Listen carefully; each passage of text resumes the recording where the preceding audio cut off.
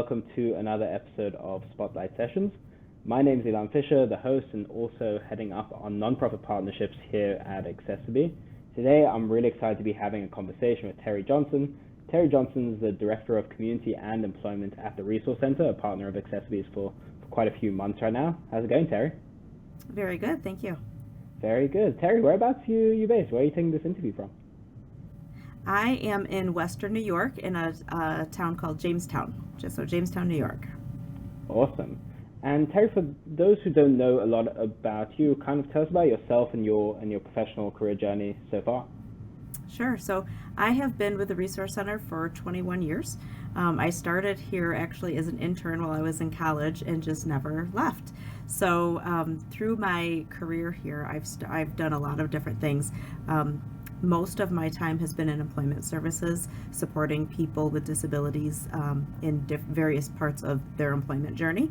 I've also had some exposure and to oversee some of our licensed home health care operations, as well as our community-based services and getting people more involved in their community, understanding their community and building their own relationships in their community, and facilitating, helping people kind of self-direct their lives and figure out how they want to live their lives and figure out the steps that they need to take to live the lives that they want to the fullest. And on a macro level, what is the Resource Center's mission? So we support people with disabilities and their families in Chautauqua County, and we help them with their healthcare needs and any area in their life that they need support and focus on. And you mentioned a little bit about the employer journey or the journey of employing a person with disability. I'd love to hear a little bit more about that from your experience as well. Sure. So we have for our size area, a relatively large employment program, and we support people to find jobs in the community. So we do some assessments to see what types of jobs they would be best suited for, what their area of interest is, and then try to find a really good match for them with different businesses that exist within our community. And we work with the businesses to meet the needs of the people that we support, and then we work with those that are getting the jobs for them to be the best employees they can be. So it's usually quite a journey for some. Sometimes people have one or two jobs and they find what they want to do for the rest of their career. And we support people that have worked in their jobs for over 30 years. And then we have people that, it's still a journey and they're figuring out what they want to do and they're learning, what skills they need to develop, what jobs they definitely don't want to do. I always say, I don't have this first job that I ever got when I turned 16, and we don't expect that of somebody with a disability either. And there's a journey that they've got to work through and learn what works best and what types of environments they would be most successful in. And I'd be really interested to know what are some of the kind of tips or advice that you give to businesses when it comes to hiring people with disabilities. I would say first and foremost to have an open mind. I think oftentimes what we see is the people that we support have more drive and dedication to be successful than, maybe hiring a high school student that's, just looking for a job and a paycheck so that they can, go do whatever they want to do with their money. And we have some people that it might take them a little bit longer to learn the job, and it might be a little bit more of an upfront investment from the employer's standpoint. But if they give them the time and the energy and make that commitment and be open-minded, they might find that they have a long-term employee that is going to, be more dedicated and more consistent than their other workforce that they would be hiring. And so I, often encourage and ask employers to just really go in with an open mind and let's work together to make the person successful. And I think they'll see some long-term benefits, over time. And I can absolutely attest to that, having worked with people with disabilities. Some of the most dedicated people you'll meet just because of the opportunity afforded to them. And I kind of wanted to take a step back. We've kind of spoken a little bit about the employment, but what does the day-to-day look like in your role? You've been working in this role for 21 years now. So I'd be interested to see what the day-to-day looks like and maybe how that's even transformed over the years. Well, yes, it's definitely transformed over the years. I've done everything from on-site job coaching and going right to the the site, the employer, and working with somebody to help them learn the job. I've done case management stuff and helping them get ready for their job, and figuring out what they want to do, and what availability, how they're going to get to work, what are they going to wear, all of those soft skill things that need to be done, helping them develop resumes. I've gone into supervisory positions where I'm supervising the staff that are doing those, and now I am the director of our programs, overseeing all of the employment and community-based services that we offer. So really anything that's not done in any site-based setting, if it's done in the community, it usually falls under my purview. And making sure that we're developing meaningful programs for people and experiences for people that best fits what our community needs and the people that we support needs.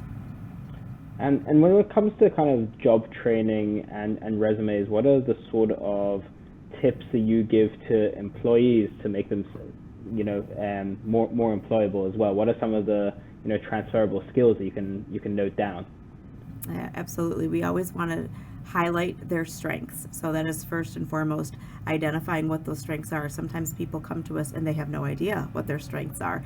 And so, we're trying to pull it out of them and figure out, what areas they really enjoy. And so trying to highlight those areas. So if there's something that they really have an interest in, let's highlight that on the resume so that the employer can see what their strengths are, and not focus on the limitations and the barriers that they're going to have, and really keep it focused on the positive and their strengths, and helping them identify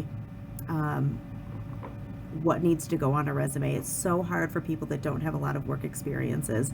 And as somebody that was young once and looking for my first job, I remember being very frustrated with having to fill out your past work experience on an application when you don't have any.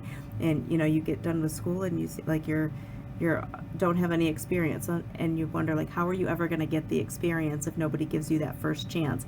And so trying to break through somebody to help them come up with experience. And people have experiences. It may not have been in the form of a paid job, right? It could have been helping a neighbor. It could be, doing other things that really give you the work experience that you have. It just, you may not have gotten paid for it. So helping people really try to pull out and identify those things that can be useful in a resume, and show that you do have experience, even though you may not have had a paid job that gave you that. So really trying to help people pull that out. Absolutely, and in every job, it's always about putting your best foot forward and focusing on your abilities as much as possible. Terri, I'd be really interested to kind of understand a little bit about some of the stories or achievements that you've had in the role, if it's maybe getting somebody a job or keeping somebody and helping them find their passion. I'd be really interested to kind of hear one or two of those stories or instances. Oh gosh, there's so many, it's hard to pick one or two. But, I think it's those moments where somebody's having that breakthrough moment. And I remember supporting somebody several years ago, and they just struggled so much with the same thing. And we were trying to find different ways to help the person become successful in the task that they were doing. And they were working in a supermarket, and they struggled with reading. And so a lot of the tasks had to be modified, and we would create different tools for them so that they didn't have to read, so that didn't become a huge barrier for them. And we had this moment where she was finally able to complete the task on her own independently with the tools that we had provided for her. And it was a collaboration with the employer and her and us to make it work. And if she didn't have all of those pieces of the puzzle put together, it wasn't going to happen for her. And when she finally had that moment where she was able to complete the task independently, and the excitement that she had was contagious, and her supervisor was equally as excited, because it was kind of like an achievement for everybody. They were able to find a way to make her successful by working together, and we kind of take a step back and let them have their moment, because we're kind of a subsidiary part, and we wanted them to be able to have their joy and excitement together. And it just that breakthrough moment when somebody has struggled for so long and gets so frustrated that they're think they're never going to get there, and they're never going to be able to achieve what they're supposed to do. and it weighs on people sometimes. And so when they have that moment of like, I did it, and they're so excited. That's the things that kind of make us want to get up the next day and do it again for somebody else, because it's hard, that time, sometimes it takes somebody a week, sometimes it takes them 3 weeks, sometimes it takes them 6 months, and sometimes it takes 3 years, and you never know how long it's going to take. And, when you support somebody for a long time, it's easy to get tired of it and want to like give up and not keep trying new things and figuring out what works, just because they're always going to need that support. And to break through and always try to find new ways, I think is so important, because when they have that moment, it's kind of what re-energizes us and refreshes us to keep going.